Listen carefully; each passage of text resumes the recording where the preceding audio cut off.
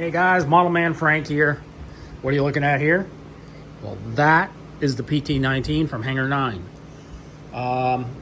So, a couple of things here.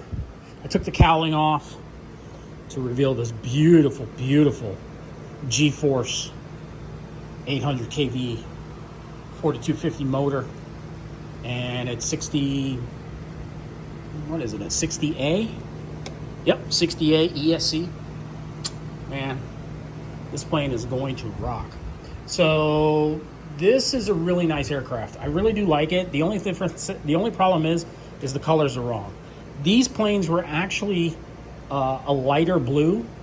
The reason a lot of these planes, a lot of people get the color wrong when doing these planes, especially kits, is because a lot of the older photos from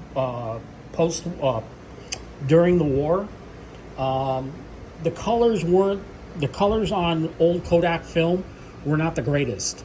A light blue would show up as a dark blue. So that's why they got the colors wrong. So this specific model would actually have been a lighter shade, but I'm gonna keep it the same, okay? It is a really hard color too. I'd have to strip all this and do a lot more work to it. And you know what? I think it'll just be just as fine. I'm more of a scaleist, but being that this bird has been through quite a number of crack-ups, I've already had to glue this back in, and I got it pretty much set. I got the tail back on. The tail had completely disassembled, and I got it epoxied in, so I'll be attaching this part here. I've ordered a Lemon Gen 2 receiver for this airplane, which will be mounted on the inside. And then it takes either a 4-cell or a 6-cell battery to power this bird. So at this point in time, I'm probably just going to use 4 cells. It may be enough to power it, but we'll find out. Other than that, the plane looks fantastic. It's in pretty good condition. It's a little bit rough. It's got a couple of cracks here, cracks at the bottom. The pilot before me, this was owned by 2 other people.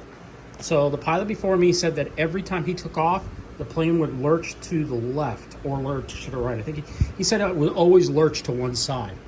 I do believe it's just a torque issue. I'm gonna try and see if I can fix it while I'm flying.